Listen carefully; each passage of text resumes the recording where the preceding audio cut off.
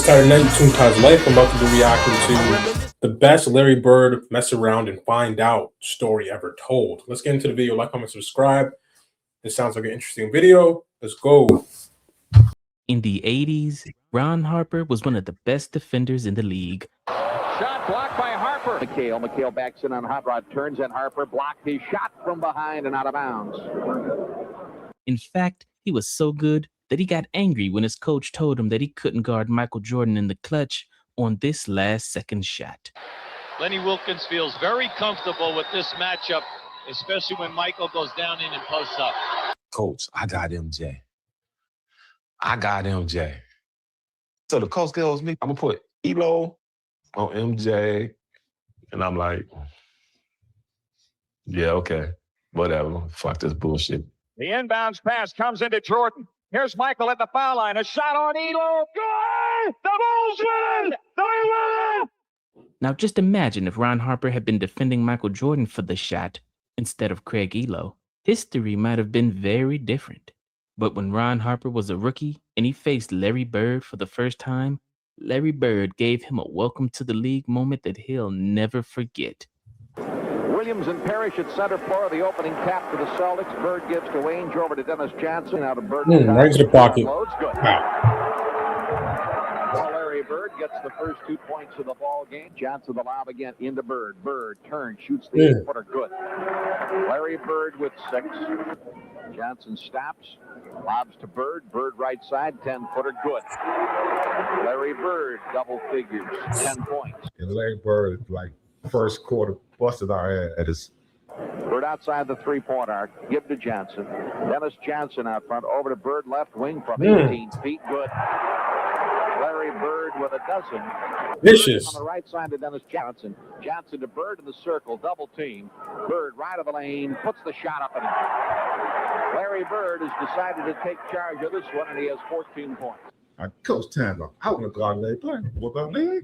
Yeah, we'll call Larry. On the baseline, Bird, but a 20-second timeout will be taken. So we come out of the timeout, me and Bird going back down the court. He's like, look, I'm like, what? He's like, what you doing over here? I said, I'm like little shit. Ron Harper, 6'6", the other guard, averaging 22 points and 2 steals a game. He said, first time I catch it the wing, I'm a jab, shoot. Caught that bitch at the wing. Over to Bird on the left wing, comes down the left side, puts up a 10-footer. Good. The fact that Bird can talk about it, because Ron Harper, he's a very respected defender, like in the NBA, just period. Just a very respected defender, just based off of like Ron Harper just knowing what he was, and he was on those Bulls championship teams. So he wasn't one of those pushovers. Like it's not easy. It's not an easy task to give a guy like that, even in the rookie season. I'll give a guy like that buckets and to tell him what you're gonna do and then do it. Usually those guys, like, if they know what you're gonna do, they study your game, they watch film, and they could pick your pockets. If you're a regular basketball player in the NBA, if you're like an all-star but not Larry Bird, you can, like Ron Harper, can get away with some steals from time to time and pick your pockets and adjust based off of film. But Larry Bird is telling you live and direct at that moment, I'm going to take a one dribble on the 45, do a step back, fade away, shoot in your face, and there's nothing you can do about it. There's nothing you can do about it. Insane. The fact that he could do that to Ron Harper, to anybody, to any defender, any great defender. These are the best players in the world, and he's telling them what he's gonna do, and he's doing it. Like, I keep on saying this every single video, but like it's the craziest thing. It's the craziest thing. Like, you don't tell world-class defenders that you're gonna do this. Like, they really study your game. They're professionals. They watch film on you, and you're telling him, okay, I'm gonna do this move, and you've probably seen that move in film multiple times. Okay, yeah, I know how to defend this. Nope, you don't. You know how to defend it, but if you cover him properly and have a hand in his face and do everything you need to do, he's still gonna make the shot. Tough. You have to live with it. Charge it to the game. Honestly, you can't do anything about it. It's inevitable. He's getting the bucket. He's getting the bucket. I came back down again. He said, I'm going to catch it down low post. Jump hook your ass.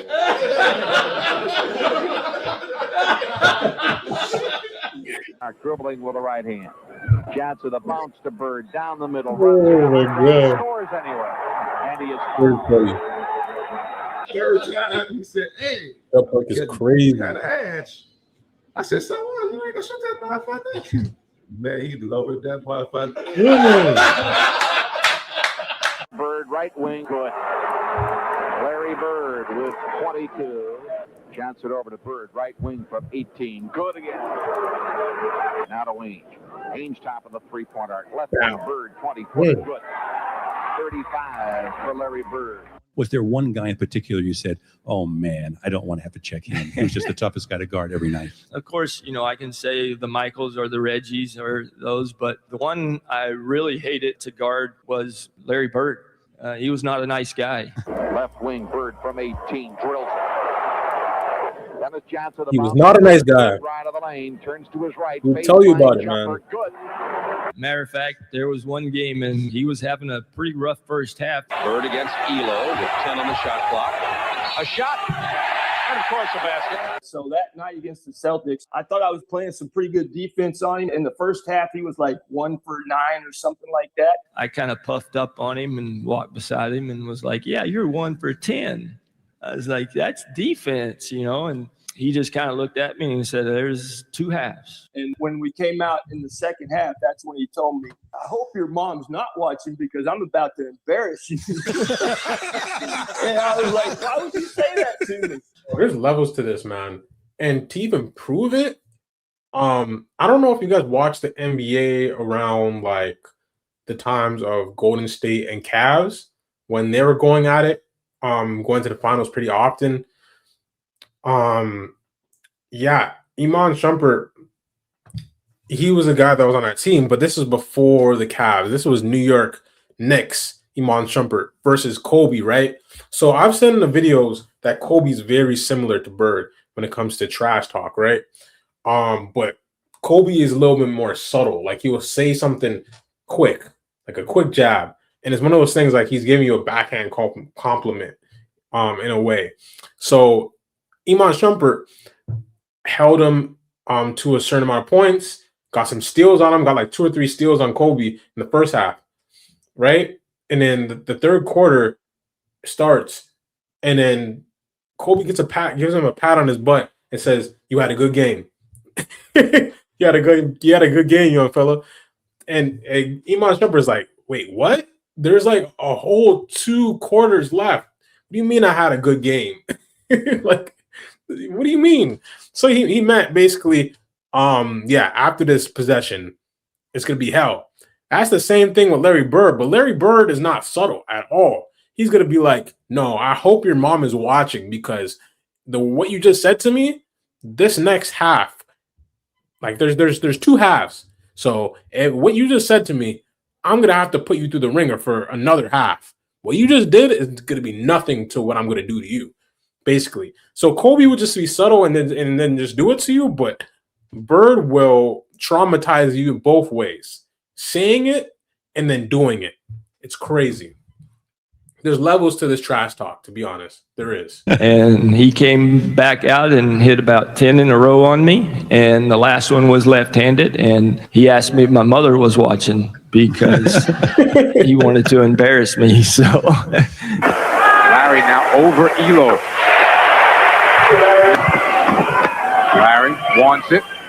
You got it. Yeah, he wound up with like 31. So it was embarrassing. And I did call her and ask her, and she was like, yes, I was watching. So I was embarrassed. Yeah. A Japanese knife for $30. Holy shit. This deal is insane. They literally have too many knives and need them gone.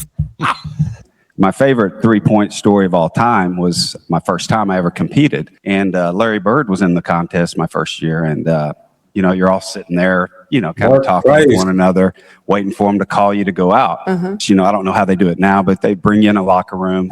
Everybody was in. He's another guy that used to get 50, 40, 90, if you guys know. I've learned about that. I learned about that a couple days ago. I'm searching it up. He was another guy that was getting 50, 40, 90. I think I need to react to him. I think someone else recommended him before, so I think I might react to him on a live stream or something, or I might post it and test it out, see how you guys feel about it. But yeah, someone else recommended it for me, and I told them I'm going to do it, so I got to do it at some point. So yeah, if you're watching this video, I haven't forgot. I still got to get to it. So yeah. You know, right before we're supposed to go out, the door opens and Larry sticks his head in, and he says, "Oh, hey guys, this must be the room for second place." So crazy. So that was my first experience with it. And I was like, of course, he went out and won it that year. So Larry Bird winning the long distance shootout for the third year in a row. So you got to have a little bit of confidence in yourself too going in. So it helps. You at the 3-point competition, walking in the locker room. Who's playing? Did you really say that? Who's playing for second? Yeah, I did. Because Leon Wood never crossed the 3-point line. All he did was he always shot threes. So I thought he might be the competition. When I walked in there, he's sitting there, and I said, "Okay, now they're down the nitty gritty. Who's coming in second? You already know who's going to win this." I think they were a little nervous. He really was one of the first, kind of big guys, 6'10" or whatever, that shot a lot of 3-point shots, stretched the defense, could play inside, outside. Yep. Such a great passer, a smart basketball player. That bank shot never gets old. That was crazy. That was crazy. I've never seen that in a 3-point contest ever in my life. To this day, someone that actually tried to do a shot off the backboard. If you know basketball, you know that was attempted. That wasn't just like a lucky shot where he was trying to actually shoot it and it hit the backboard. No, he hit the right spot on the backboard and it went in. Like he was aiming for the backboard. You know that. The way he shot it, he was aiming for the backboard. That was insane. Probably one of the most insane things I've seen in a 3-point contest, like ever. That was crazy.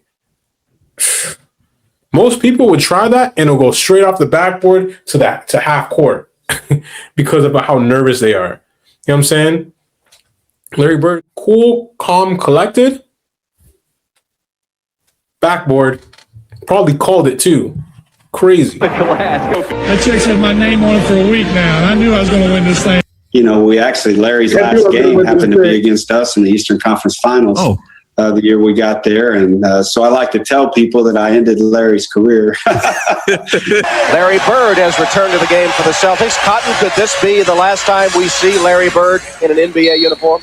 Oh, I don't think so. If his back continues to bother him, yes, I think he would play in the Olympics and say that's it. But if the back's all right, he showed me the other night he can play. You expect Larry Bird to handle the ball a lot? I expect him to handle a lot, and they're going to make him score, and that's what he did. Mike Sanders was literally all over him, and Bird still scored to tie the game. That debate had been raging whether or not the Celtics were better with or without Bird, but he put an answer to all those questions. Bird behind the back. How many times have we seen that play? How many times have we seen that play? That was my first. I'm not going to lie to you. I've seen a lot from Larry Bird, but I don't remember seeing him do a behind the back, like wrap around, like not a behind the back dribble, but a wrap around into a shot. Cash. Seamless, effortless. That was insane. He was doing that when his back was hurting. Oh my gosh. This guy's insane. I don't think I've seen that from Bird before. That's insane. He's doing that this is his last game. And he's doing this stuff. Yo, there's legends, man. There's legends out there that had like great games. I believe that Kobe had a great game. People said he didn't shoot it well, but he had 60 nonetheless. He had 60. So players that go out with a great game in their last actual game, come on now. What? They're legends. You know what I mean? They're goated. They're up in the GOAT talks usually, from what I've seen. So yeah. He really was, his nickname Larry Legend. He really was such a legend and such a great player. The things that he could do, his size, and it was a privilege to get to play in that era that I played in, and to get to play against so many of those great players. And when he was in the game and you were playing against them, he had such an impact on me in so many ways. Well, bad back and all, Larry Bird still can pull tricks out of the hat, wrap around and through the basket.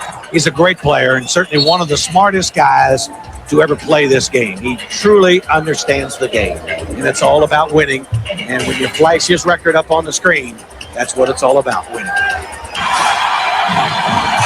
Larry Bird gets Boston its first points of the third quarter. Bird nails the wide open shot. Larry Bird. The Wilkins team could be any better defensively. Bird drives it through. He has 12 points now. Well, Cotton, have we seen Larry Bird take a seat on the Celtic bench for the last time? Well, only Larry Bird knows that. But all those people who thought the Celtics are better off without Larry Bird, they obviously don't know anything about basketball and the Boston Celtics. And the party is on in Cleveland.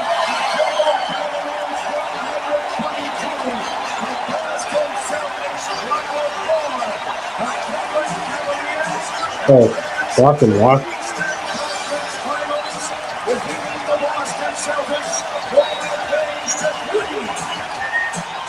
Oh, they lost the series. Red goes to Tiny. Tiny. The end to Gene Conley. Over to Lofsky. Don't take a charge, Lofsky. Over to Easy Ed. Easy Ed to Walton. Walton to Bailey Howell. Bailey Howell to Frank. Charlie Scott. DJ in the middle. ML. Don Nelson. JoJo. Over to Max. Down to Sam. Tommy Einson. No, Tommy. Bill Sharman. He passes it up into Satch. Satch to Kuz. Kuz goes behind his back to Bill Russell. Russell to Havlicek. He stole the ball. No, he can't steal the ball. Get back there. Into Larry. There you have it. That was a great video. That was a great video. Like, comment, subscribe. Let me know how y'all feel about that video. And which video you want me to react to next. I know that guy that wanted me to react to Mark Price probably wants me to react to Mark Price next. But I'll probably try to do that on live stream or something. I'll make that a video, but I'll try to figure it out. I'm really trying to up this channel and see how everything works. I can still experiment, but the Michael Jordan and Larry Bird thing is really working right now. And I enjoy reacting to Larry Bird and Michael Jordan, to be honest, the most. So that's really why I was trying to push Michael Jordan and Larry Bird for some time. So yeah, that's a great video. Like, comment, subscribe. I'm gonna say a prayer. In Jesus' name, I pray whoever's watching this video, bless them from the crown of head to the soles of their feet, whatever they're doing in their life, that they're going through trials and tribulations, they're going through sorrow. If anything is going on with health in their family, siblings, moms and dads, cousins, or even their physical health right now for them at this moment. I pray healing from the crown of their heads to the soles of their feet. I pray healing and give them wisdom, knowledge, and discernment to maneuver through life and to eat the right things and to treat their body like a temple. Also to pray on it, also to lean on God in these situations. I pray if they lean on God and trust in God, allow them to understand that everything will work out and they'll have peace in their life and their body will be healed. If they put God first, if they lean on God and pray for things to be healed and believe in it and have a clear conscience, then nothing's wrong. Because either way, if you're following God and you're doing everything you need to do, no matter what the situation, you're always gonna prosper. You're never gonna perish. You're always going to be. You're always gonna have the upper hand above the enemy, because the enemy is gonna try to get to you. And no, you're choosing God every single time, no matter if you're living or you're dead. You will either be in heaven or you'll be here, anointed, serving God. Either way, we are winning. If we are on the team of following God, and our brothers and sisters in Christ are all on the same team. If we're on the same team and we're loving thy neighbor, we're like nothing can go against you. Nothing can stop you. Yeah. God is good. God is great, and He will bless us no matter what the situation. Once we submit to Him and be obedient to Him. So, in the name of Jesus, I pray, and Master, stay blessed, lit, and I'm out.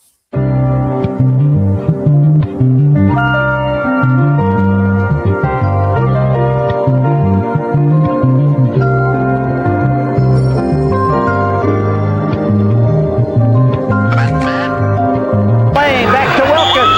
Spinning jab, and he gets to it. He's fouled by Hayes. Good pass that time by Sparrow, and the circus is on.